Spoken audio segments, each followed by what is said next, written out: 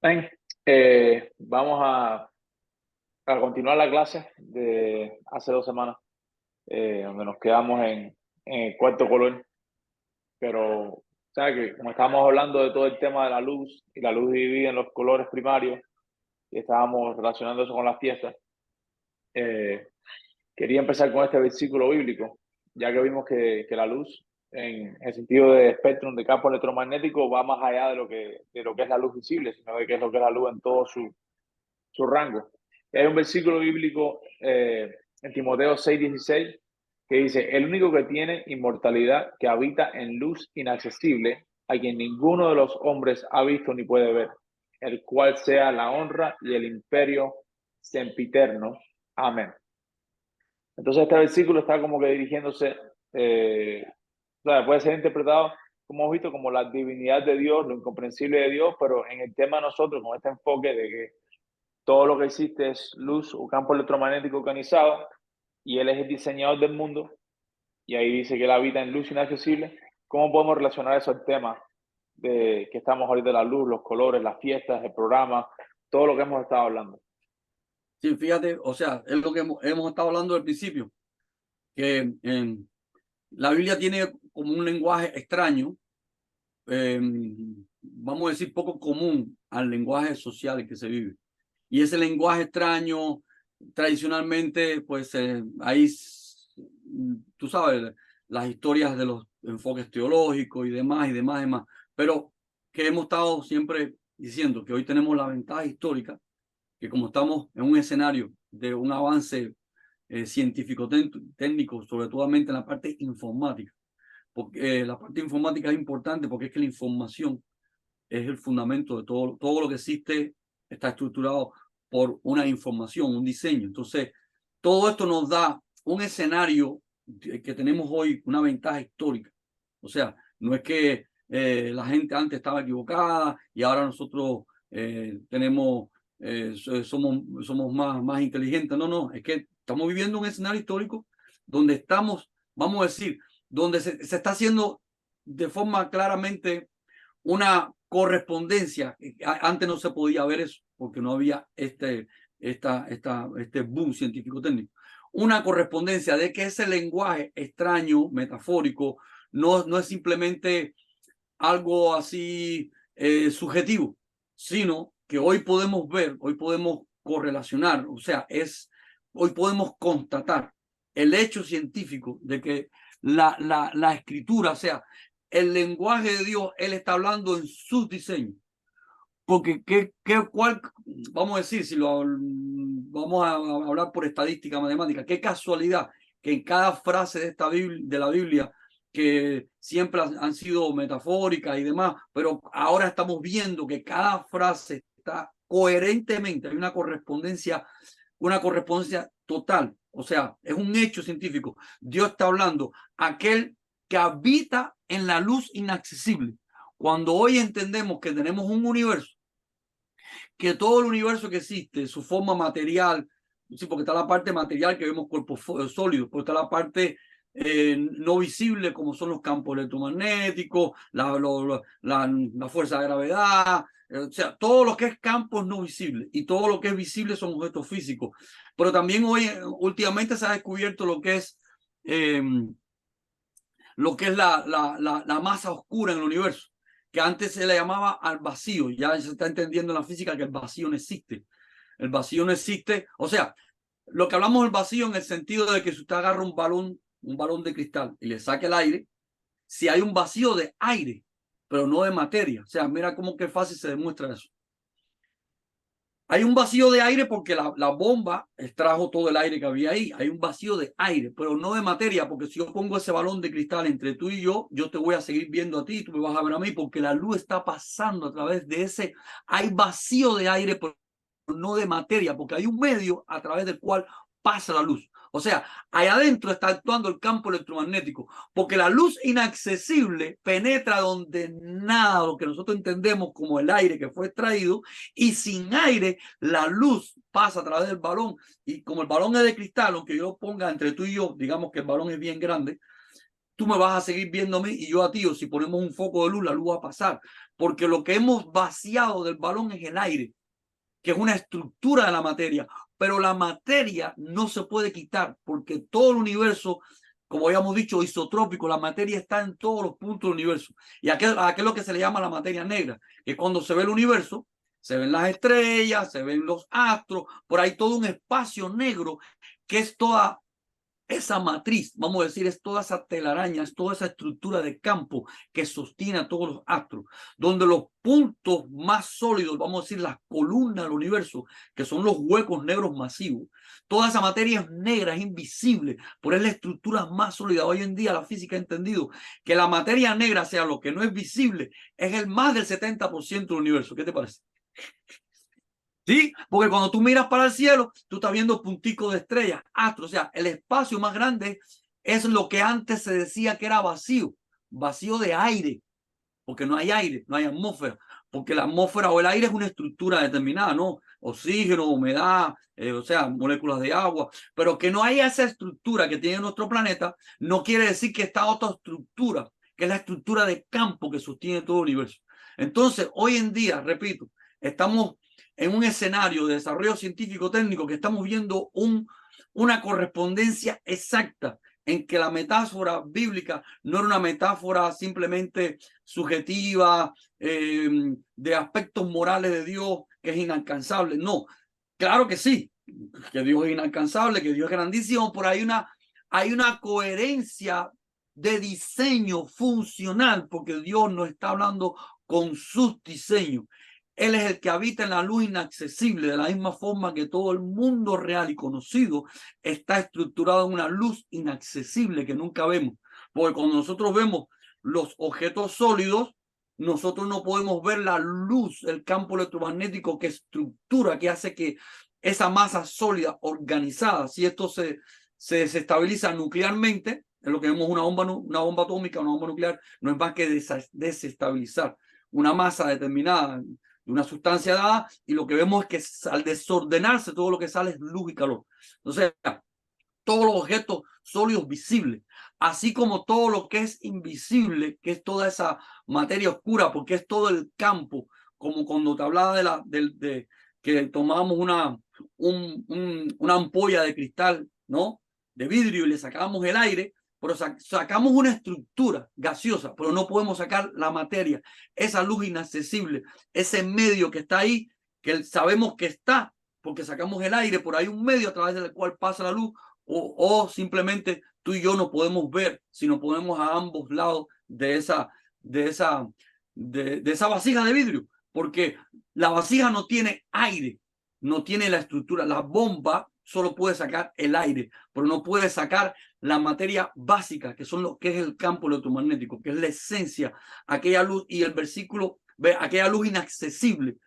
¿Por qué inaccesible? Ni la vemos en los cuerpos sólidos, porque los cuerpos sólidos no son más que, vamos a decir, campos complejamente organizados a nivel atómico. Cada partícula simplemente es un campo organizado. El nombre de partícula es una forma de descripción, pero no hay una partícula sólida ahí. Son campos organizados a ese nivel infratómico. Entonces, todo el mundo material, desde las partículas más elementales, átomos, moléculas, hasta allá los cuerpos sólidos, todos ellos hay una luz inaccesible porque no la podemos ver, porque ella está organizada en aquello que le llamamos partícula, que le llamamos átomo, que le llamamos sólido, pero es todos esos campos inaccesibles a nosotros, que es la esencia, la sustancia, es el barro de todo el universo. Y este es el mismo lenguaje que están dando el versículo. O sea, ese lenguaje no es teológico, sino que el universo teológico ha estudiado esos versículos. Ese lenguaje es un lenguaje de revelación del diseñador que nos habla con su diseño. Por eso es que siempre hemos visto extraño el lenguaje de la Biblia. Siempre hemos reconocido que es metafórico, pero hemos interpretado las metáforas de la Biblia desde un punto de vista subjetivo, teológico, porque repito, tenemos la ventaja histórica de que hoy estamos en un adelanto, porque siempre ha habido tecnología, por favor. Desde que usted agarra un palo para tumbar una manzana, ya usted modificó ese pedazo de arbusto, de madera, con un propósito de, ya eso es tecnología, ¿no? Hasta un teléfono y una pantalla inteligente, o sea, la tecnología siempre han estado, porque siempre hemos funcionalizado las cosas para lo que queremos, pero estamos hablando de un adelanto científico-técnico al nivel que tenemos hoy, que es un nivel suficiente para ver la correspondencia del lenguaje de la Biblia, que es el lenguaje de Dios hablando a través de sus diseños. Por eso no lo vemos como un lenguaje metafórico, porque no está hablando, pero no con una metáfora subjetiva, teológica, sino una metáfora del diseñador, que conoce las profundidades de lo que él diseñó, de lo que él hizo, y nos está hablando con sus diseños. Él no está describiendo su realidad de otra forma, sino el que habita en la luz inaccesible, de la misma forma que tenemos un universo hoy que está estructurado por una luz que es inaccesible. Solo podemos, cuando estudiamos el universo, podemos estudiar los objetos. Por esos objetos están estructurados por esa luz inaccesible. Podemos estudiar los campos, pero todos esos campos y todo lo que existe está estructurado por esa luz inaccesible. Y qué tremendo que hoy que entendemos eso, vemos que el lenguaje de la Biblia, esa metáfora, no es subjetiva, no es teológica. La teología por años la ha usado porque está escrito, está revelada, sino que solamente es posible. O sea, es imposible que humanamente, que ningún humano hubiera escrito hace tantos, vamos a decir, miles de años, algo que viene a descubrirse ahora después de tantos siglos de investigación científica dura, ¿no? Como, o sea, la perfecta correspondencia de que está hablando, estas palabras no son humanas, no son teológicas, sino es el creador por eso estamos hablando que su palabra, porque su lenguaje es su mensaje en sus diseños. Esa es la idea. Y eso es lo que hemos venido viendo desde Génesis. Ya, perdón, ahí hacemos un alto. No, una pregunta que se me viene a la mente. Hay versículos bíblicos en los proverbios que dice, ¿quién como el que tiene entendimiento de todas las cosas? O sea, busca la sabiduría, busca el entendimiento. Y está hablando de un entendimiento general de todas las cosas. Porque cuando dice que hoy entendemos, o sea, yo digo que el porcentaje de las personas que entienden lo que estamos definiendo aquí es muy pequeño en la sociedad.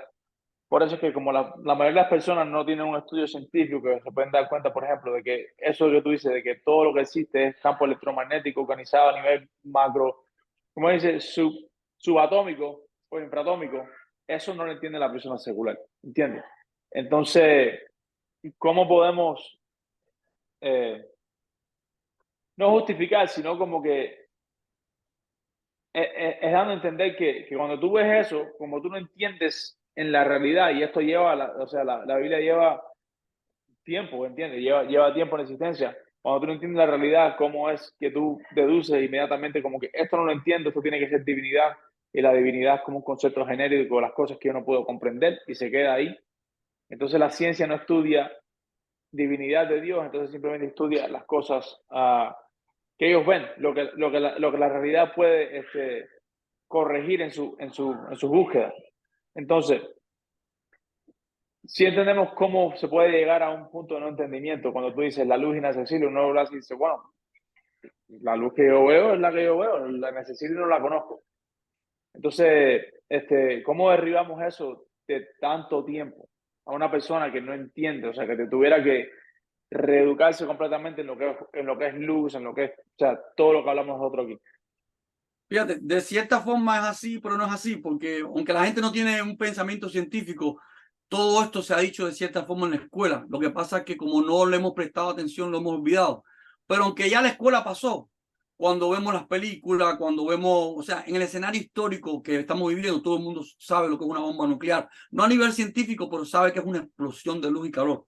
Y que desintegración nuclear es desintegración. O sea, lo que quiero decirte, aunque todo el mundo no lo entiende, todos hoy en día sí estamos asociados con estas ideas.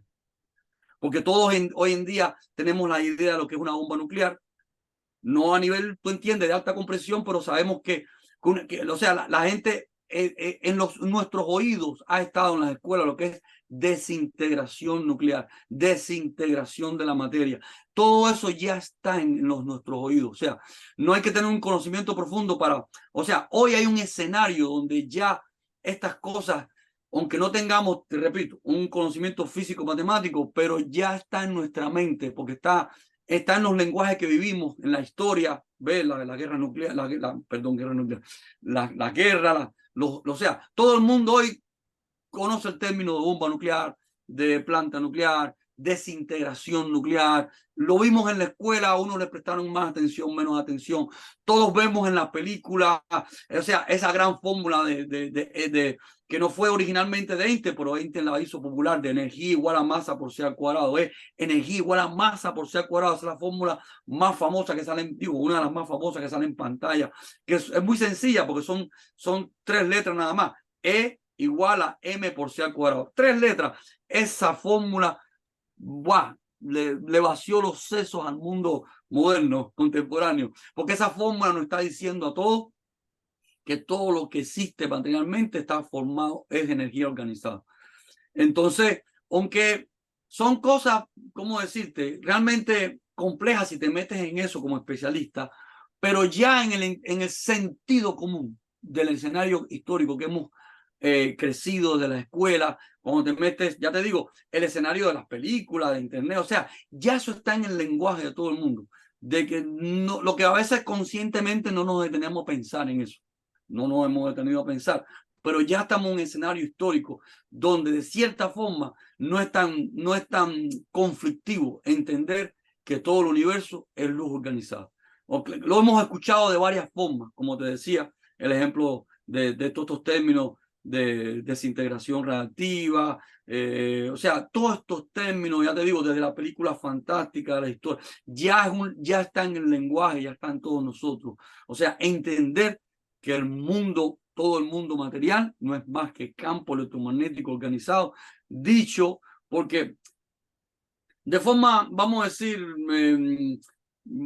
cotidianamente vemos la luz como la luz visible, pero en el mundo físico se entiende la luz como un concepto más general, porque por eso hablamos de luz ultravioleta, o sea, por encima del color visible violeta, y luz infrarroja por debajo. O sea, en la física se habla de la luz visible, la luz ultravioleta y la luz infrarroja. O sea, se habla de la luz en todo su entorno, en toda su generalidad. Entonces, la luz viene siendo un concepto que qué tremendo, que ha estado ahí siempre en la Biblia. Y cuando desde Génesis, ¿cuál es? O sea, el boom radical, o sea, como empieza el primer mandamiento es sea la luz. Y todos hoy en día en la escuela que hemos estudiado del surgimiento del universo, el Big Bang. Y el Big Bang, aunque es una teoría que está llena de como teoría al fin, no se ha comprobado, o sea, de problemas y errores, y más ahora con este último telescopio que se ha lanzado, es terrible, que se lanzó con el objetivo de confirmar la teoría, porque si el Big Bang fue el origen del universo, y fíjate, pero fíjate, lo que quiero que veas es que esa teoría física que hemos estudiado todo en la escuela tiene un factor común con la Biblia, que el Big Bang es el surgimiento de todo el universo que conocemos a partir de una explosión de luz. O sea, que el mismo, vamos a decir, el mismo universo científico, vamos a decir, el análisis de la información del universo, llegó a una conclusión que tiene una correspondencia con la Biblia. Empieza con un mandamiento de sea la luz, y el Big Bang empieza con que la luz apareció. Y entonces a partir y eso lo estudiamos todo el mundo en la escuela, todo el mundo en la escuela sabe lo que es el Big Bang, y todo el mundo en la escuela estudió que a partir de una explosión de luz se estructuró todo el universo que conocemos. Entonces fíjate cómo se está en la mente de todos nosotros, sin darnos cuenta, porque sin darnos cuenta lo que no le prestamos atención a eso, pero la teoría del Big Bang que estudiamos en la escuela es eso, que una explosión de luz fue el inicio de todo el universo, y todo el universo es todo lo que conocemos. O sea que esa explosión inicial en la escuela que nos dieron es aquella luz inaccesible que estructura todo el universo en la medida de los millones de años, dice la teoría, que se expandió y se expandió, dio producto en lo que se fue enfriando al universo físico y el universo, digo, físico visible y el invisible que tenemos hoy. Pero fíjate que ese concepto está en la escuela. Todos en la escuela dimos eso y lo tenemos en mente, lo que a veces se nos olvida, de que todo el universo que existe empezó a partir de una explosión luminosa. ¿Qué te parece? Lo que ahora con este super telescopio que han desarrollado, porque por los cálculos que había de cuándo fue esa primera explosión de luz, que si fue hace tanto, vamos a decir, ciento no sé cuántos millones de años, si yo tengo un telescopio que tenga un alcance a esos ciento no sé cuántos millones de años, puede entonces observar, porque cuando tú miras al universo, estás viendo el pasado. Por ejemplo, cuando tú miras al sol, creo que son 8 minutos. Si es diferente el tiempo, no importa, pero bueno, por ejemplo, si ahora recuerdo 8 minutos, ahora no importa. Pero lo que tú estás viendo ya pasaron 8 minutos en lo que ese rayo del sol se demora en llegar a la Tierra. No recuerdo si son 8 minutos de la luna y del sol son más, no importa. Lo importante es entender que la luna que tú estás mirando y el sol que tú estás mirando ya pasó un rato en lo que fue, porque es el tiempo que se demora en llegar. Ahora imagínate, una estrella que está la más cercana a nuestro sistema solar está a 4 millones de años de luz. O sea que cuando estás mirando esa estrella, estás mirando lo que pasó hace 4 millones de años. Entonces, si tienes un telescopio que es capaz de ver estrellas más lejanas, es que está viendo estrellas que están mucho más de 4 millones de años, que están a 10 millones, a 20 millones, a 30 millones, a 60 millones. Por ejemplo, el Hubble, el telescopio que había antes, lograba ver, no recuerdo si eran 30 o 40 millones. Este telescopio creo que llega más allá, creo, no importa el error, pero creo que llega hasta los 100 millones de años. El caso es que lo ajustaron, lo hicieron lo más preciso posible, porque si llegaba a observar a la cantidad de millones de años suficiente en que fue el Big Bang, se lograba ver el Big Bang. ¿Y qué es lo que ha ocurrido? Sorpresivamente, que cuando han proyectado el telescopio a los cientos millones de años de luz, en vez de encontrarse un inicio, se han encontrado galaxias como estas más complejas, porque no encuentran inicio, porque el universo es isotrópico. O sea, ¿qué es lo que es isotrópico? Cuando Dios lo hizo, o sea, ¿por qué puede haber tantos millones de años entre una estrella y otra? Porque o sea, si yo soy Dios, que soy omnipresente, pongo todos los astros en su lugar y pongo la luz de los millones de años que se demora a ir de un lugar a otro. O sea, yo soy omnipresente, yo estructuro todos los astros y todos los rayos de luz que tienen que ir para todos lugares. Yo no necesito el tiempo para esperar que la luz vaya de aquí a allá. Pero fíjate qué tremendo. Este telescopio hoy en día está ocurriendo una crisis total astronómica. Búsquenlo en internet. Porque este telescopio, con ese alcance que han logrado, en vez de constatar la teoría, o sea, los mismos astrónomos están diciendo, estamos viendo fotos imposibles. Es imposible. ¿Cómo es que estamos viendo fotos del inicio del universo de cientos millones de años y estamos encontrando fotos de galaxias tan complejas como esta o más complejas? Porque no logran ver el inicio. Ni inclusive, pero bueno, no vamos a entretenernos en ese punto de vista. Está el concepto de la eternidad, y principio no hay fin.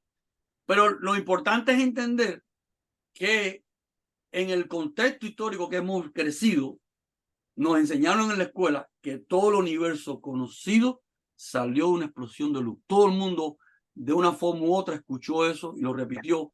Eso está en el tema de la película. O sea, lo que está diciendo en términos más simples es que todo el universo que todavía está construyéndose por la luz que se está esparciendo. O sea, la explosión sigue esparciéndose. Esa es la teoría del Big Bang. En lo que se pone frío, de alguna forma, en lo que la luz se va poniendo fría, tiene la lógica, la inteligencia, el diseño para crear todo lo que se estructura la realidad. Sí, en esa teoría, los científicos se están dando cuenta que están diciendo que esa luz es Dios.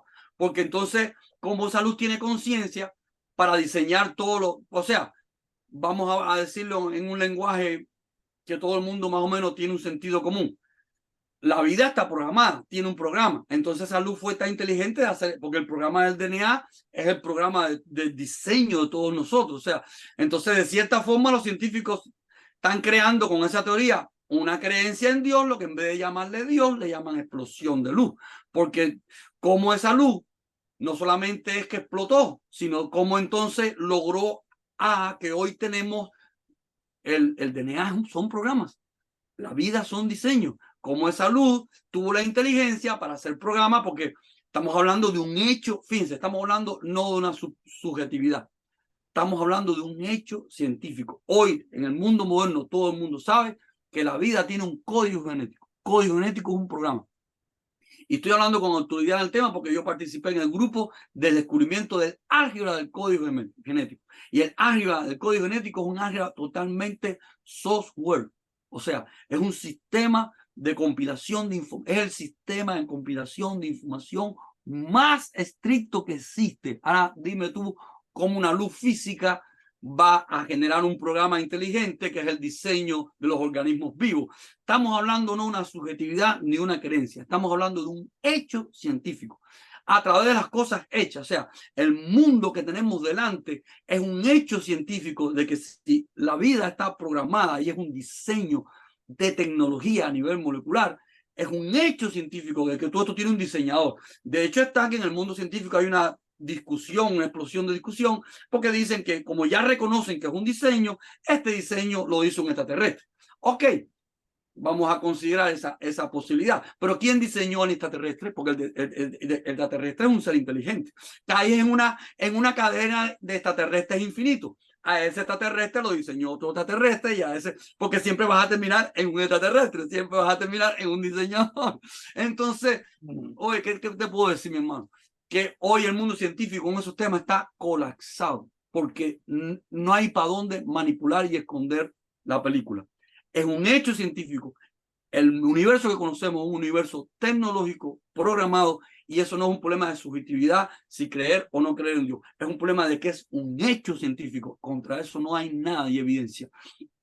Y en todo ese hecho científico, las teorías más respetadas, que están, ya vimos que están erradas, pero las más respetadas tienen que arrodillarse al principio de que todo el inicio del universo es una aparición de una luz inaccesible, porque la ciencia lo dice así, no se sabe de dónde salió, porque no había nada, y de repente una luz inaccesible que no se sabe de dónde salió, explotó y lo generó todo. Eso es una historia fantástica.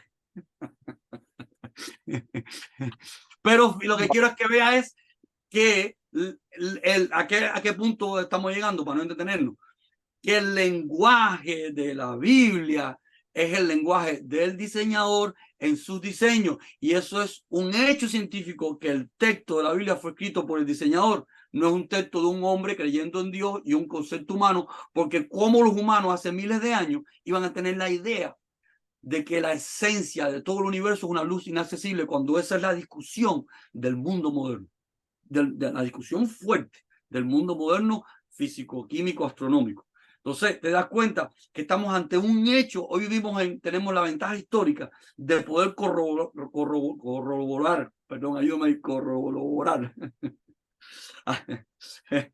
Sí, sí, corroborar, constatar, vamos a una palabra más fácil ahora, constatar de que el lenguaje bíblico no es un lenguaje humano, no es un lenguaje teológico.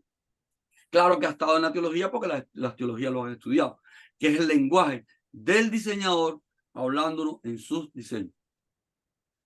Y eso lo podemos encontrar en cualquier frase de la Biblia. Y por esta es una de las más fuertes, porque él habita en la luz inaccesible. Tenemos un universo que sabemos por la escuela que surgió de un Big Bang, que no es más que la luz, que se fue expandiendo, se fue enfriando, y todo lo que conocemos hoy, según lo que estudiamos en la escuela, la gente no lo entiende, pero lo sabe. Todo el mundo sabe hoy que todo lo que existe salió de una explosión luminosa. Eso todo lo dimos en la escuela. ¿Ves?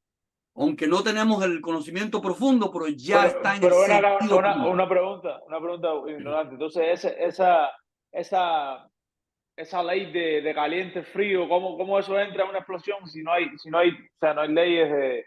Si de la nada sale algo, ¿cómo es que de la nada sale o sea, caliente, frío, una explosión, se enfría, se calienta, la luz se expande, ¿qué es lo que la está enfriando? O sea, ¿de dónde sale todo eso? Porque te das cuenta que hay muchas teorías, incoherencias en esa teoría. Porque primero, no puede ser de la nada. O sea, tiene que ser de un lugar escondido, porque no puede ser, la nada no puede producir nada. Entonces eso es imposible. Por ejemplo, la creación de Dios no es de la nada, es que no había, pero sale de él es la fuente de todo, él tiene inteligencia, él tiene poder. Entonces en el mundo físico te das cuenta que esa teoría es una locura, porque no puede ser nada de la nada, porque de la nada no puede salir nada. Entonces, diciéndolo, parabraseando, o sea, los físicos lo que quieren decir, de lo que nada había conocido, surgió esa explosión. Pero lo importante acá, el punto es que, fíjate, el punto de la parte que no hay para dónde ir, tienen que poner en el origen la luz, porque no hay otra cosa. La luz es lo único que se Sí, sí, conoce sí, físicamente, que es o sea, lo importante es, fíjate, esta es la parte importante, que el mundo físico, el mundo científico, físico, químico, astrónomo, ¿cómo decir? Físico, químico, astronauta, bueno, eso mismo, que todo el mundo científico tuvo que arrodillarse, esto es importante, tuvo que arrodillarse y entender que lo no entendible de cómo surgió el mundo, pero al menos al principio tiene que estar el barro del universo. O sea, el mundo científico se ha arrodillado ante entender que la luz es la sustancia, es el barro que estructura todo el universo. Y una luz inaccesible, porque cuando decimos inaccesible, porque vemos los cuerpos sólidos, pero no vemos no vemos, nunca podemos ver esa estructura que lo forma. Y cuando hacemos un análisis atómico, cuántico, lo que empezamos a ver son las distintas estructuras que le ponemos nombre. Átomos, moléculas, partículas, pero son nombres, porque realmente eso no es una partícula sólida, son sistemas irreduciblemente complejos de ordenamiento electromagnético, que es lo que se estudia en los ciclotrón, que son todos esos sistemas de aceleración de partículas, cómo todas estas partículas al chocar, cómo este barro al chocar puede transformarse, todas las partículas pueden transformarse en otras partículas, según, porque es un barro que según como tú lo manipules, del barro sale un búcaro, sale un vaso, sale lo que tú quieras. Eso es lo que se estudia en los ciclotrón, que son aceleradores de partículas donde van viendo las combinaciones de estas, cómo se transforman una u otra, según tú, repito, en una mesa de alfarero, tú manipulas el barro, pones más, tú tienes cualquier figura, así en los ciclotrón lo que se hace es tratar de manipular ese campo electromagnético y ver, estudiar todas sus propiedades, todas sus formas, en cuántas, por eso se estudian las partículas, y ya te digo, partículas es un nombre que le ha dado a la física, pero no es un objeto sólido, físico, así. O sea, es una forma de escribirlo porque nosotros en nuestra mente, si no decimos que es una partícula, no sabemos cómo, no vamos a decir que es un fantasma. Entonces, bueno, es una partícula. Por ejemplo, el electrón, por ejemplo, el electrón no es que hay una pelotica ahí sólida volando en el espacio, no, es una estructura, es como una nube de campo organizada que le llamamos partícula del electrón, que es diferente del protón, porque en el protón está ordenada esa estructura de otra forma, como cuando usted ordena el barro de una forma, sale un vaso, pero ordena el barro de otra forma, sale un plato, y ordena el barro de otra forma y sale otra cosa. Pero todos al final tienen la misma sustancia, y lo que hace la diferencia entre electrón, protón, neutrón y todos los nombres, o sea, los nombres descriptivos son modelos teóricos, pero todos al final son la misma sustancia ordenada de diferentes formas. Entonces, todo eso está en la conciencia de esta generación que hemos nacido. Por eso decimos, tenemos una ventaja histórica, porque todo el mundo hoy ha pasado por el testimonio desde la escuela de que todo el universo que existe fue producido por o sea, la fuente de todo el universo conocido, todo el mundo sabe hoy en día, que no le entiendan no es otra cosa, porque todo el mundo sabe hoy en día que la fuente de todo el universo que existe es luz. Desde, ya te digo, la teoría del Big Bang de la escuela hasta todas las evidencias que tenemos, la bomba atómica y todo este, vamos a decir, escenario social donde ya en el lenguaje están esas ideas. No quiere decir que sean comprendibles profundamente, pero ya estamos estamos en un escenario histórico. Nos tocó esa generación donde podemos ver la maravillosa coherencia que existe entre el lenguaje bíblico y la realidad. Y que el lenguaje bíblico sí es metafórico, pero no es metafórico subjetivo teológico. No, es la metáfora del diseñador hablando con sus diseños la estructura de su universo. Por eso dice, yo soy el que habita en la luz inaccesible, aquel que es el diseñador.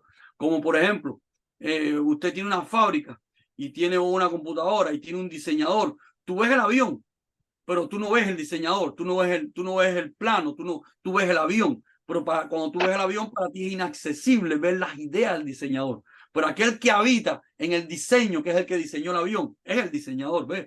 Eso es lo que Dios está hablando en esa metáfora. Yo soy el que habita en la luz inaccesible. Yo soy el que habita en los diseños. Yo soy el fundamento, la piedra angular. Esto es tremendo. No, no, ¿para dónde ir? Porque fíjate que el mundo físico trata de hacer una explicación a partir de un origen material y hay un problema. ¿Dónde está la información? Pero cuando Dios escribe, cuando Dios nos escribe su diseño, está hablando de las dos cosas. Está hablando de él es el diseñador, la inteligencia, la información, y él tiene el poder y la energía. En el modelo bíblico sí es un modelo completo, porque si es un modelo coherente con el hecho científico que tenemos, porque ¿cuál es el hecho científico de la realidad que tenemos? La realidad que tenemos tiene potencia, tiene energía, pero tiene información, tiene diseño. Y en el modelo bíblico es tan coherente toda la idea. En el modelo material no, porque el modelo material nos dice que la materia ella misma es inteligente y ella misma se convirtió en programas, en estructuras, en diseño. Entonces, en fin, en el mundo científico la materia es un Dios inteligente. Y eso es un absurdo, porque la materia no tiene mente. Entonces, esta es la idea. Y precisamente en los 6 días de Génesis, lo que estamos viendo es la correspondencia, que Dios, que es el diseñador, nos está mostrando su diseño, su creación, donde él, que es el diseñador, tiene la capacidad de mostrarnos con la misma luz visible y los colores de esa misma luz visible el mensaje de su creación. Y cuando hablamos creación, ya estamos hablando que el mensaje está enfocado a su esposa, la creación de su esposa, haciendo una correspondencia del lenguaje con el mundo físico. Pues Dios no está haciendo un libro de la creación del mundo físico, porque ese libro no cabría en ninguna de nuestras bibliotecas, ni hubiera mente para leerlo, sino los 6 días está enfocado a la esposa, su proyecto de la esposa, y vemos esa correspondencia entre los colores, 7 colores, sus 7 fiestas, y que tienen el lenguaje una correspondencia con el mundo real. O sea, fíjense qué tremendo, eso nada más que lo puede hacer el diseñador. Él está explicando la creación de la esposa en congruencia con sus conceptos de diseño que tienen una congruencia con el mundo físico. Él no está hablando del mundo físico, pues está tomando los conceptos del mundo físico, luna, sol, luz, oscuridad, está tomando los conceptos del mundo físico para explicar el proyecto de su esposa. Porque es un mensaje a su esposa, es un mensaje del esposo a su esposa, porque él no hace nada sin contarle a su esposa, como dijo con Abraham.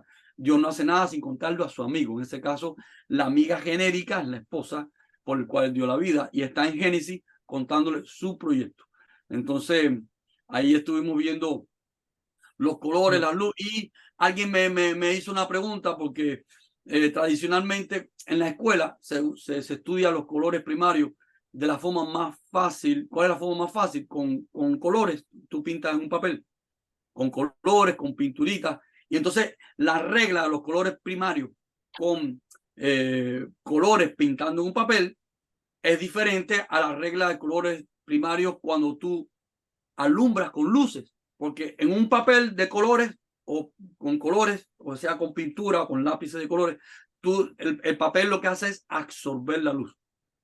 Entonces, la regla de colores es diferente cuando es absorción de la luz, que se llama regla sustractiva, porque cuando tú absorbes toda la luz, cuando tú mezclas todos los colores, lo logras en negro. Pero cuando estás iluminando es al revés, es la regla aditiva, porque tú estás poniendo todos los colores y llegas al blanco. O sea, es una misma regla matemática pero opuesta, porque una es sumando luces que llegas al blanco y otra es absorbiendo luz que llega al negro. El negro y el blanco es el mismo tono, porque el blanco es intensidad de luz y el negro es baja intensidad de luz.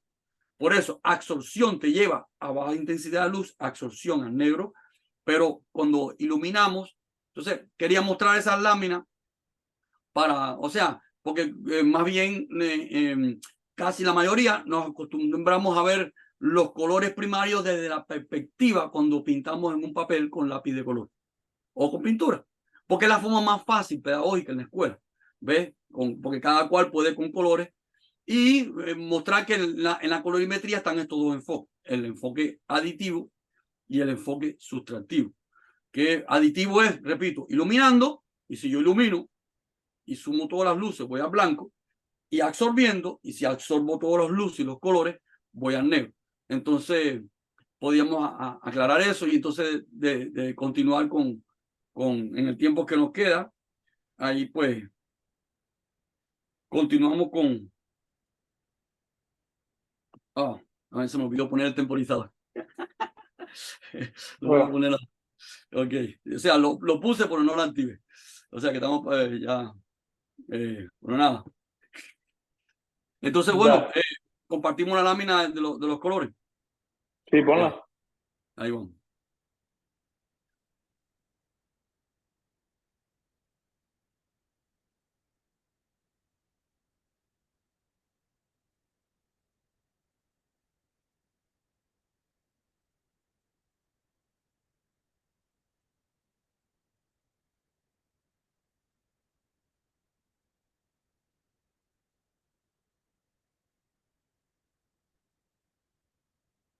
Ahí me dice cuando ya se esté a la vista.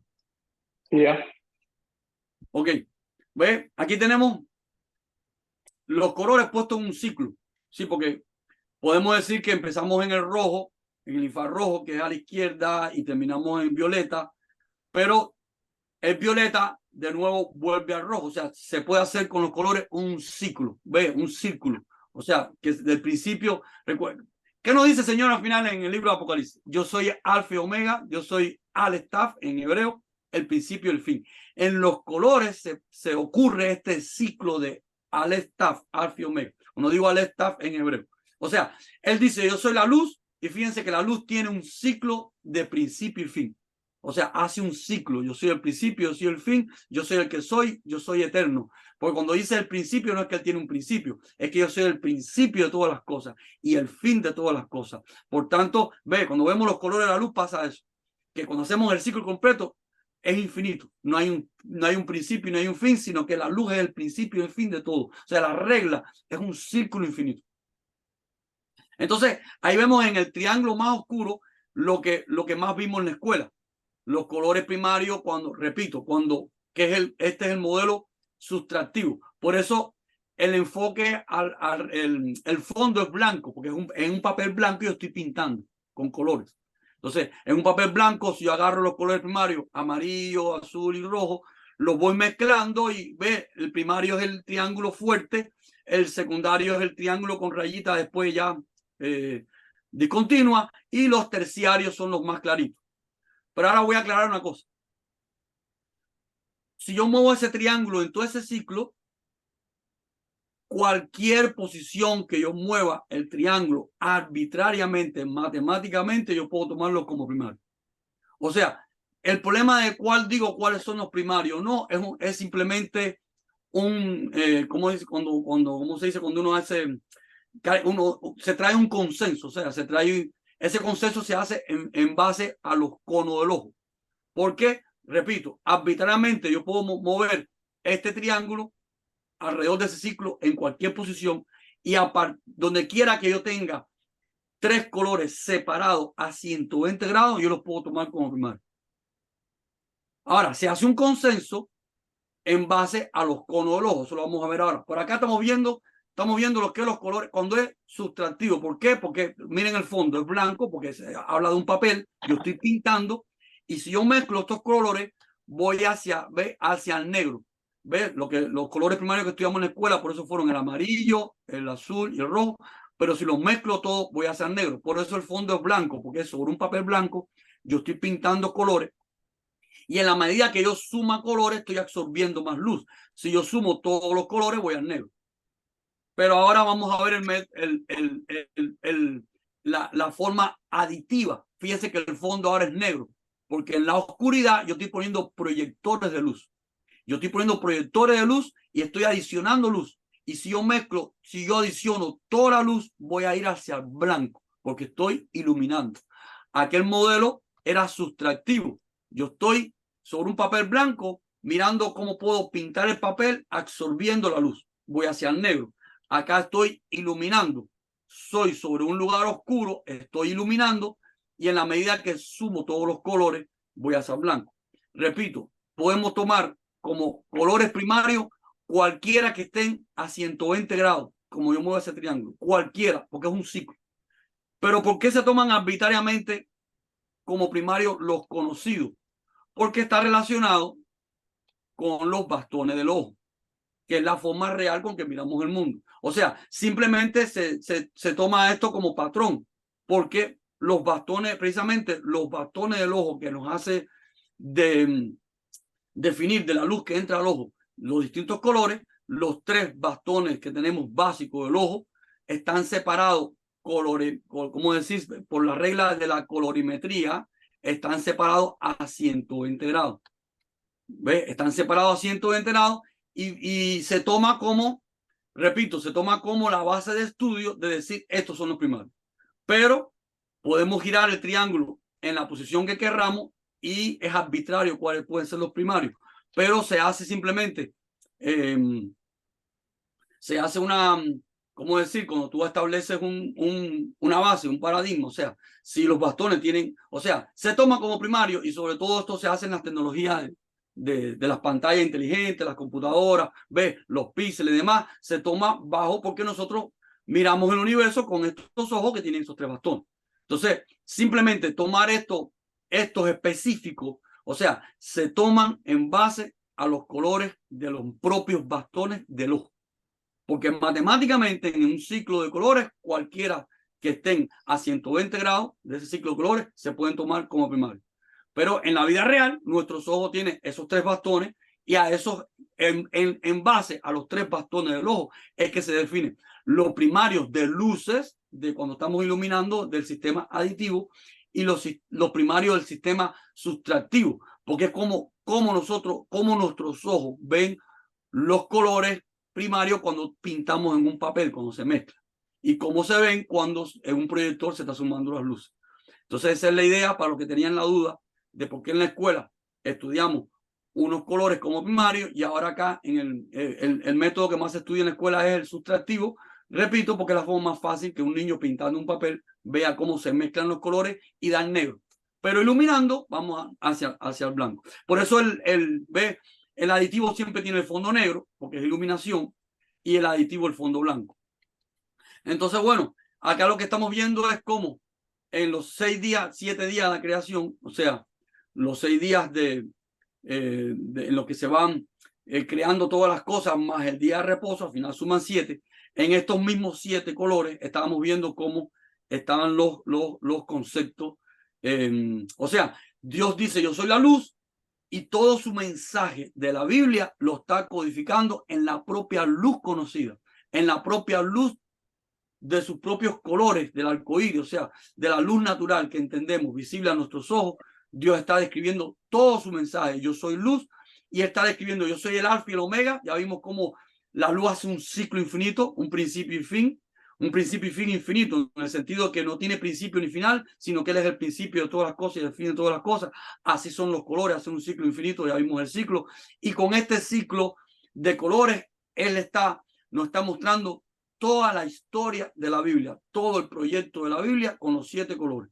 Ya habíamos visto en las otras clases que se empezaba con el sacrificio, con la primera fiesta, que es el Pascua, que es la Pascua, el sacrificio del Cordero, que es proféticamente lo que ocurrió en la cruz del Calvario, el sacrificio del Mashiach, de Cristo en la cruz, que por eso es el rojo. Y fuimos transitando en todas las fiestas hasta que llegamos a la fiesta central, que es la fiesta conocida como la fiesta de Shavuot, que es la entrega de la carta matrimonial, pero tradicionalmente en el cristianismo conocida por Pentecostés, porque fueron 50 días que se demoraron desde que se mató el cordero en Egipto, o sea, pintaron con sangre en dintel en las puertas, hasta que salieron de Egipto y llegaron al monte Sinaí, donde se entrega la carta matrimonial.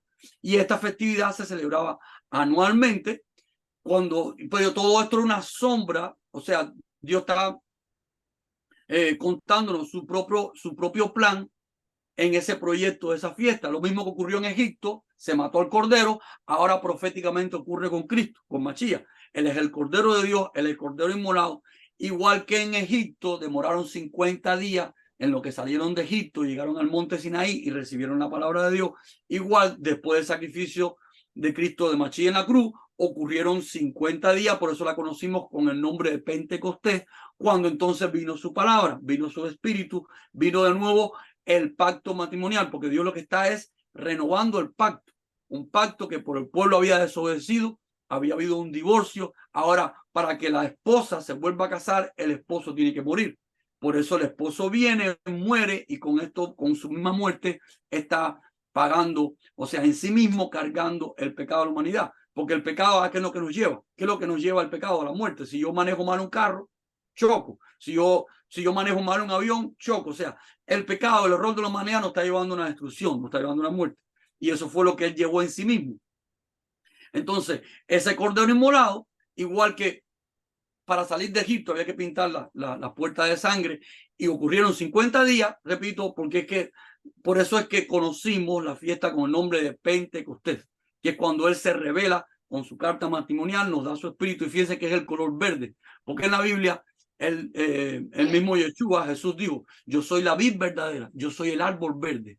Él dijo un pasaje, si esto hacen con el árbol verde cuando las mujeres están llorando, que él está cargando la cruz y todo lo que están haciendo con él, la tortura, la sangre. Él le dice a las mujeres, si esto hacen con el árbol verde, ¿qué harán con ustedes? O sea, no solamente lloren por mí, sino estén preparados para lo que viene. Entonces él habla de que él es el árbol verde, él es el esposo que había de morir. Por eso esta fiesta donde el esposo se revela a la esposa, fíjense que es el color verde. Como él dijo, yo soy la vid verdadera, ese es mi pámpano. Y en la Biblia dice que su palabra, su Torah, su palabra, es árbol de vida. Y esta es la fiesta en la que Dios le entrega a su esposa la carta matrimonial. Fue cuando en Monte Sinaí le entregó la carta matrimonial y la manifestación del Espíritu, porque el monte estaba con fuego, dice la Biblia que ellos veían las palabras en las trompetas, o sea, en los fuegos, en las trompetas, que es lo que pasó en Pentecostés, que vinieron lenguas de fuego y se escuchó, o sea, todos oyeron en su propio idioma, en cada uno en sus lenguas, el mensaje. Aquello que ocurrió en el monte Sinaí, ahora ocurre de nuevo acá, porque es renovar el pacto, renovar el matrimonio con la esposa, y la revelación que allá en el monte Sinaí se reveló la carta matrimonial con tablas de piedra, y acá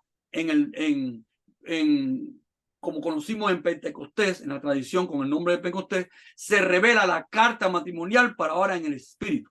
Como dijo el profeta, que ahora en el nuevo pacto ya no estará escrito los mandamientos en piedra, sino el mandamiento vino a ser escrito en el corazón. Por eso vino en el espíritu la carta matrimonial, y este es el centro, por eso es verde, porque el esposo, el árbol de vida, se revela a la esposa. Después de esta fiesta, de la festividad de Pentecostés, o también conocida como, o sea, lo importante es que es la definición, es como la definición entre la esposa y el esposo. El esposo le está haciendo el pacto a la esposa. Tú vas a ser mi esposa, vas a cumplir con estas cosas. Y en Pentecostés esto vino al corazón, en el espíritu, para que la esposa caminara con él. Entonces ahí está el color verde. Pero después de la fiesta de Pentecostés, viene la fiesta de las trompetas. ¿Qué significa la fiesta de las trompetas? Fíjense, acá se define la esposa. Todavía no está, pero se está definiendo. Yo quiero que mi esposa sea así. O sea, es la carta matrimonial. Después que esto ocurre, es que ella ve trompeta, es que ya se puede, fiesta de la trompeta es que la nación, el pueblo, ya puede escuchar, ya es un pueblo entendido porque tiene la carta matrimonial. Las trompetas vienen siendo como las voces de Dios, los anuncios para que el pueblo se mueva, que es cuando, eso lo vimos en el monte Sinaí. Después que ellos salieron del monte Sinaí, entonces ya el pueblo empieza a moverse, y había la señal de la columna de fuego y la columna de humo, por allá el pueblo se movía. Pero ahora visto desde la perspectiva que conocimos en el cristianismo, que es que cuando el Señor partió, ¿qué le dijo a sus discípulos? Ser pescadores de peces. O sea, después de que vino el Espíritu Santo sobre la congregación en Pentecostés, ¿a qué fueron llamados a la gran comisión? Ser pescadores de peces. Fíjense que esta festividad está de color azul, el mar, porque es la pesca de los peces. Entonces vamos a ver cómo está descrita en el libro de Génesis. Vamos a ver la correspondencia que en la que está en la carta matrimonial, en el libro de Génesis, se define el sol, la luna y las estrellas. ¿Qué significa el sol, la luna y las estrellas? Son las lumbreras que reinan. Se refiere al esposo, que reina sobre la esposa. Y habíamos visto que son los ministerios del Mashiach, de Cristo. Sol, él es rey. Luna, cuando él se hace carne con la noche, porque la luna entra al pecado, entra a la oscuridad, es la misma luz del sol que se hace carne con la noche, y estrella, que es su cuerpo. Son las 12 estrellas, las 12 tribus de Israel. O sea, en la festividad verde se define quién es el rey, se define quién es el árbol de vida, quién es el tronco, o sea, el sol y la luna, su reino sacerdotal. Ve la luna, que es cuando él se mete en la oscuridad, él da la vida por nosotros, pero también están las estrellas, que son los pámpanos del árbol. Él dijo, ser pámpanos míos y llevar mucho fruto.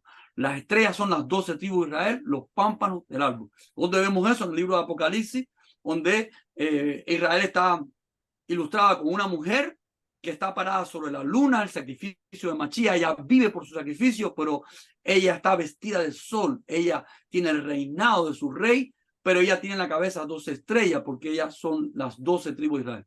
Entonces, después de esto, ¿qué viene?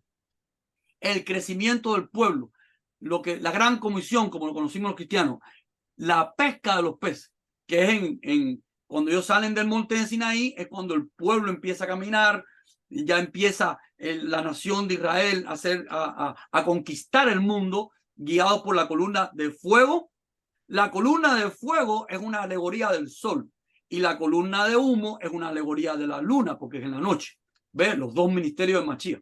Él es el rey, y él también es el que se hace carne con ella, o sea, se mete en la oscuridad, se mete en la noche a través de la luna.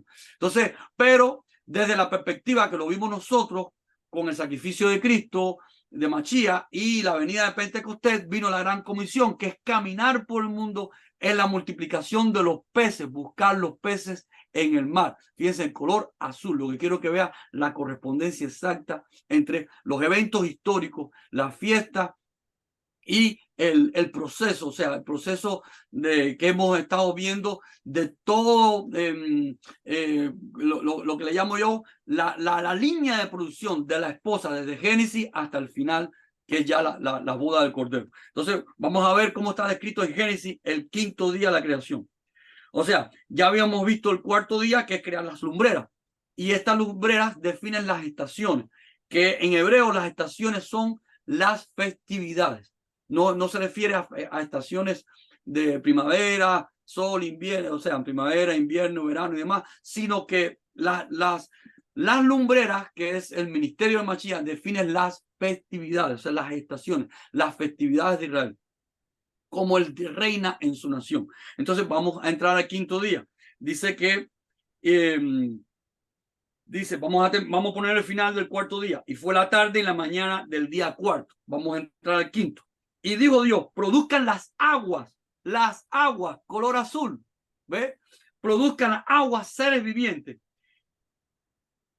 Y aves, dice, y aves que vuelen sobre la tierra, en la abierta expansión de los cielos. Fíjense qué contradicción si lo miramos biológicamente. Como del mar van a surgir las aves, que son seres que vuelan.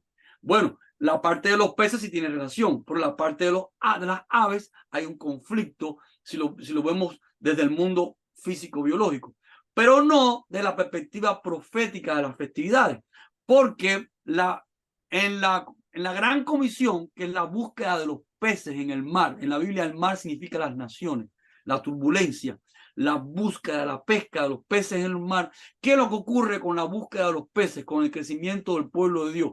No es a través del ministerio del Espíritu Santo, de la revelación de Dios. La revelación de Dios se ilustra en la Biblia con ya lo vimos en las primeras clases, con las aves, los animales que vuelan, porque los animales que vuelan es lo que es la revelación, lo que viene del cielo. Por eso el cuarto evangelio es el evangelio de Juan, que es el evangelio.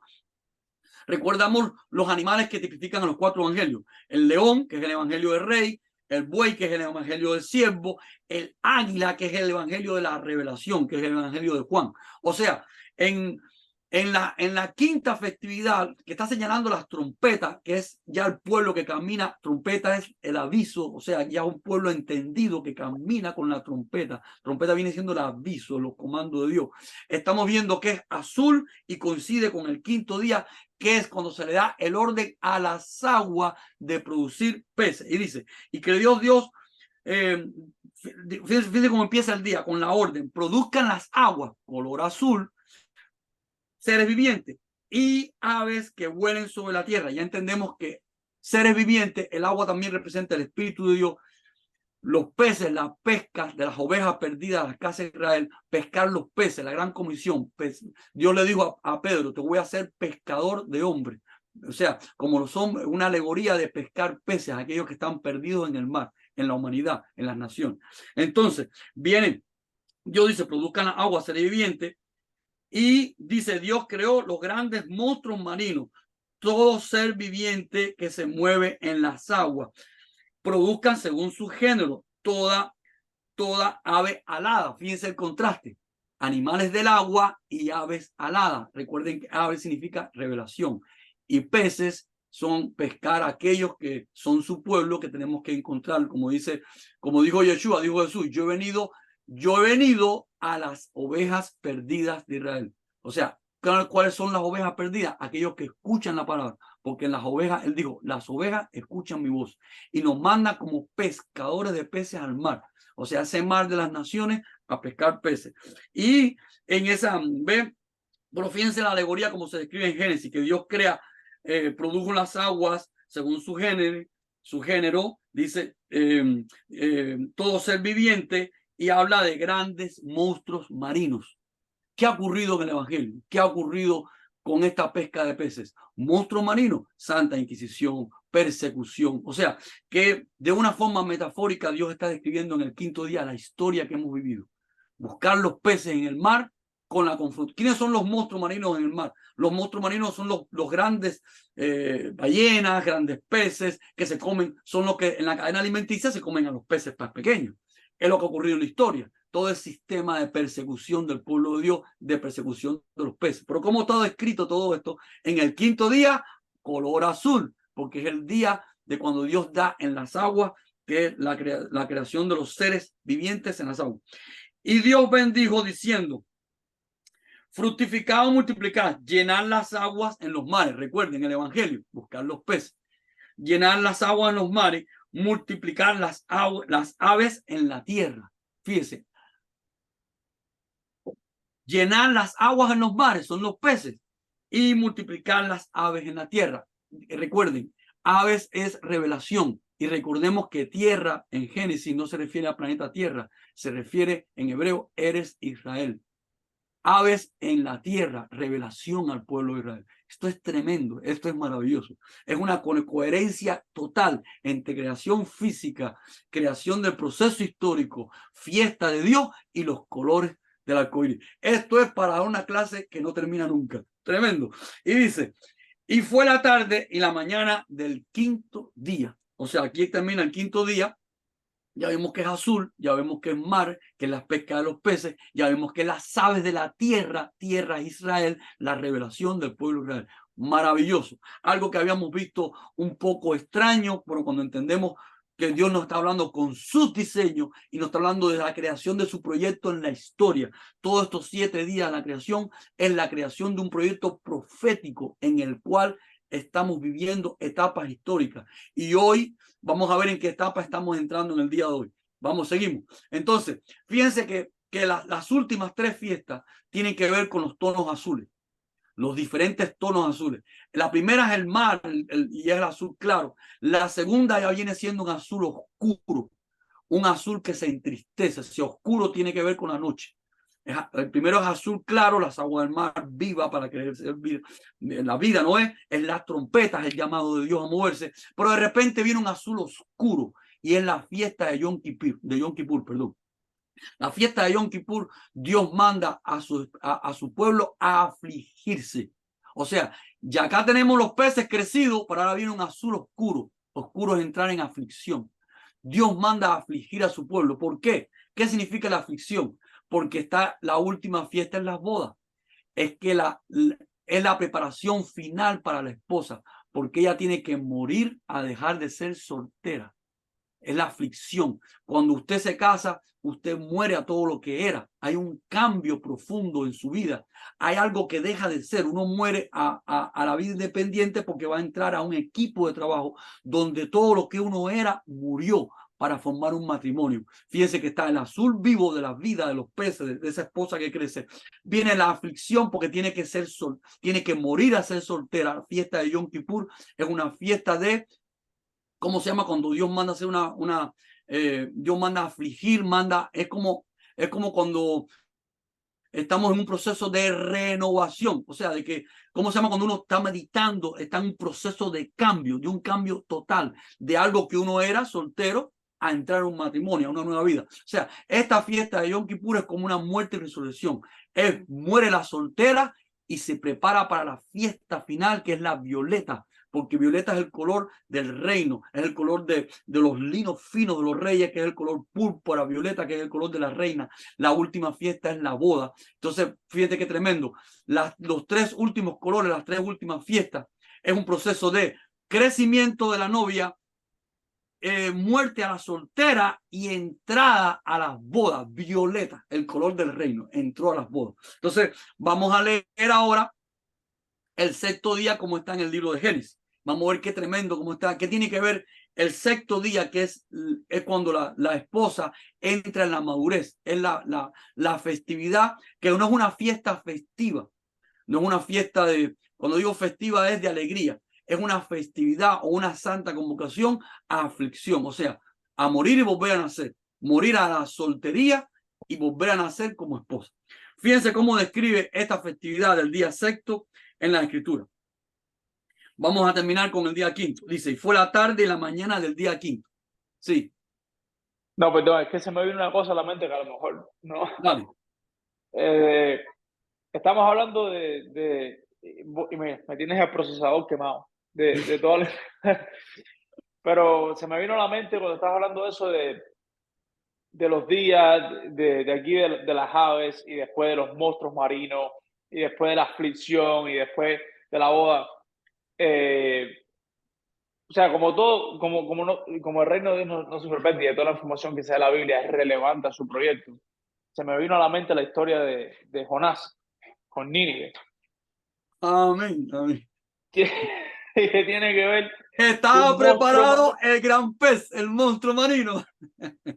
Fíjate, el pasaje de Jonás es un pasaje profético del evangelio, de la palabra a las ovejas perdidas de Israel. Nínive en el mundo, las naciones. Ovejas perdidas porque las ovejas son las que escuchan. Un mensaje a Nínive. Después vemos al final que Nínive escuchó, se arrepintió. O sea, ellos eran ovejas de Israel, porque ovejas de Israel significa aquella que va a escuchar para formar parte de la esposa. Recordemos que Israel es un concepto de una esposa que se está. Todo esto es una línea de producción de una esposa. O sea, Jonás es un libro profético de varias cosas, del Machía mismo, porque Jonás está 3 días muerto en el pez. Cristo, Machía, está 3 días muerto, o sea, él va a la cruz, 3 días va. ¿A dónde va él? Al centro. ¿Qué significa el centro de la tierra? La maldad, la humanidad, la persecución, los monstruos. Jonás está en un gran pez, significa el monstruo, significa todo lo que persigue a la esposa. Y después tiene una resurrección, está 3 días muerto y es resucitado. Y al resucitar Jonás viene el evangelio a Nínive. Todo esto está en el mensaje de Cristo crucificado. Vamos a decir que el pecado es el gran monstruo, el gran lo que persigue la verdad, ¿no? El pecado, el error, el monstruo, la persecución histórica. Cristo Machía va, ¿qué significa? Que está en el fondo de la tierra, no está hablando de un lugar físico. Está hablando, recuerde que Dios está hablando con sus diseños. El fondo de la tierra es todo el pecado de la humanidad, todo lo negativo, todo lo que ha destruido la humanidad, todo lo que ha perseguido a la humanidad, que de cierta forma es el pez en el cual está escondido Jonás, que se traga a Jonás. Pero viene una resurrección. Jonás sale al tercer día, igual que Machía resucita al tercer día, venció la muerte, venció vamos a decir, hablando como dice el libro de Génesis, aquello que persigue la verdad, aquello que es el daño, que es la muerte. Igual que Yeshua resucita, y al resucitar, ¿qué es lo que viene? Viene la fiesta de Pentecostés y viene la búsqueda de los peces. O sea, viene el mensaje a las naciones, que es lo que pasa cuando Jonás sale del pez. El mensaje a Nínive. Nínive. Ayúdame, Nínive no me sale. Nínive. Nínive perdón, es una ilustración de las naciones, de aquellos que no tienen que ver, que están en pecado, que están perdidos, pero que escuchan, que arrepienten y escuchan. ¿Qué es lo que No, son entonces? ¿Qué es lo que estaba en límite? la palabra clave fue aflicción. O sea, cuando llegué el mensaje, ellos entraron en aflicción profunda, Entraron en donde aflicción, o sea, el azul un oscuro. ayuno tremendo. Ve, el azul oscuro es entrar en la noche porque tú tienes ¿qué es lo que es afligirte? Arrepentirte. Yo voy a dejar de ser, cuando yo me caso, yo dejo de ser soltero para entrar a un matrimonio. Fíjate que es el color azul oscuro, que es el preámbulo para entrar en el violeta. La violeta es la ropa, la vestidura de la reina. El violeta es el color de los reyes, el lino fino. O sea, que tremendo. En el arco iris, en los colores, Dios, o sea, el arcoíris representa a Dios, representa su mensaje, representa su diseño. Yo soy la luz del mundo y en la misma luz está todo el diseño histórico, profético de su pueblo. Y todo esto descrito en un mensaje de 6 días que tiene descrito con los mismos conceptos de su diseño en la creación. Mares, peces, aves, sol, luna. O sea, Dios está usando sus propios diseños de su creación para mostrar la creación de su esposa, pero la creación profética histórica. Entonces, fíjate cómo termina y aquí ya estamos ya pasados de tiempo. Vamos a hacer rápido una conclusión. Ya estamos pasados de tiempo, súper pasados de tiempo. Entonces, fíjate cómo termina el 6º día. Y fue la tarde y la mañana, perdón, el 5º día. Fue la tarde y la mañana del 5º día. Estamos saliendo del mar y los peces, el azul, para entrar en el oscuro, en la aflicción. Dice, fue la tarde y la mañana del 5º día. Luego Dios dijo, produzca la tierra aflicción. ¿Quién es la tierra? Israel. Produzca la tierra seres vivientes. Ya la novia tiene que producir una esposa. Recuerden que en los animales del jardín se muestran los ministerios del pueblo de Dios. Buey, servicio. León, animales que reinan, el liderazgo. Animales que vuelan, la revelación. Y el hombre, que es el vehículo genérico, la imagen visible, o sea, los 4 seres vivientes del jardín de Edén muestran los ministerios del esposo. Los ministerios de Dios, claro, los ministerios del esposo, los ministerios de Dios. Pero ahora acá, en el 5º día, Dios está dando el comando a la tierra, porque si es el día de la aflicción, que ella deja de ser soltera, para entrar en la esposa, que es la esposa aquella que tiene su ministerio, los animales de la tierra. O sea, y dice, produzca la tierra seres vivientes, según su género. Bestias, acuérdate que recordamos que bestias son liderazgo. León, o sea, bestias son las 4 caras, de los seres vivientes. León, buey, águila y hombre. Son los 4 seres vivientes del jardín de Edén. Y son los 4 evangelios, ¿ves? Los 4 evangelios que tienen cada uno los misterios de Dios. Y ahora Dios está diciendo, produzca la tierra. O sea, Israel, el día de la aflicción, donde ella se está transformando de soltera a esposa. A la tierra tiene que dar ahora los ministerios. Produzca, fíjense que el primer ministerio es, el primer ministerio, ¿cuál es? Las bestias, liderazgo. O sea, primero ya tiene que ser formada, liderazgo, hay un liderazgo en ella, hay una cabeza, hay un sistema, o sea, se está organizando la esposa. Produzca seres vivientes, primero bestias, después serpientes y animales de la tierra según su especie. Fíjense que después de las bestias viene serpiente. Recuerden, trigo y cizaña, el conflicto, Abel y Caín. O sea, Dios está describiendo el conflicto histórico. ¿Qué es lo que va a ser verdadero? Primero las bestias, el liderazgo, pero ¿qué es lo que va a ser lo verdadero y lo falso? La serpiente que se arrastra. O sea, en medio del plan está la serpiente, está el engañador, está la herramienta que va purificando a la esposa, porque se va purificando quién es la fiel a Dios o la fiel al padre de mentira. Entonces, fíjense el orden. Primero son las bestias, el liderazgo. Después son, fíjense que lo primero los más altos, las bestias, el liderazgo. Después los más bajos, o sea, lo que, vamos a decir, la parte que va en contra del ministerio, la cizaña, que es las serpientes y los animales de la tierra según su especie. O sea, las bestias y seres vivientes, y dice, vamos a leer por paso. Produzca la tierra seres vivientes según su género. Bestias, serpientes y animales de la tierra según su especie. Y fue así. E hizo Dios animales de la tierra según su género, y ganado. Fíjense que viene la palabra ganado. ¿Qué es lo que es ganado? Siervos. ¿Ve? Aquí está. Ya vimos las bestias, que son, o sea, estamos viendo los mismos seres vivientes del jardín de Edén. Bestias que reinan, son los liderazgos, ganados que es servidumbre. En jardín de Edén tenemos la serpiente. Tenemos la serpiente, al contrario, ahí están, ve los reptiles, la serpiente. Y dice, ganado según su género y todo animal que se arrastra. ¿Ve? En jardín de Edén teníamos también la serpiente.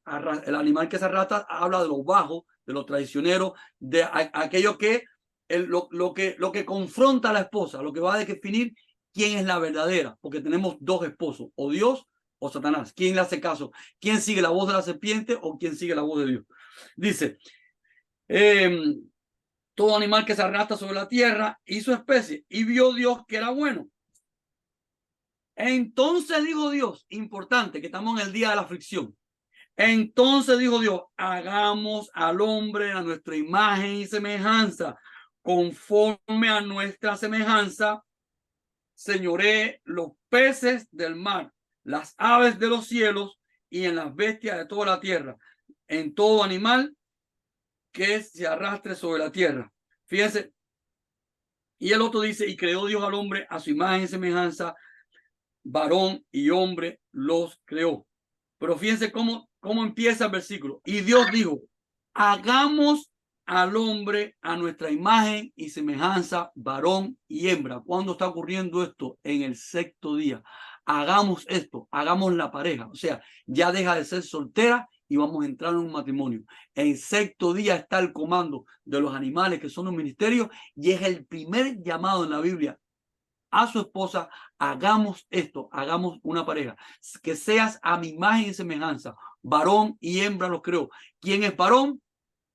Cristo, Machía, la cabeza. ¿Quién es hembra? Israel. Dios está creando el proyecto completo. ¿Quién es la cabeza? ¿Quién es la esposa? Y está haciendo en el sexto día, el día de la aflicción. Ella tiene que dejar de ser soltera para entrar en una pareja. Y ahora sí estamos pasados de tiempo completo. Vamos a dejar las bodas para el próximo capítulo. Pero fíjense, pero antes de entrar al próximo capítulo, fíjense el color. El color violeta, la reina, la esposa. ¿Y cuál es el séptimo día? El reposo. Ya se consumó la boda. Reposó. Se acabó todo el proceso. Llegamos a la eternidad porque es la boda del Cordero y el esposo y la esposa se pusieron de acuerdo. Por eso el séptimo día es reposo, culminación de todo el proceso. Ahí lo dejamos resumido. Continuamos entonces en el próximo capítulo. Bueno, gracias, man. Hasta la próxima entonces.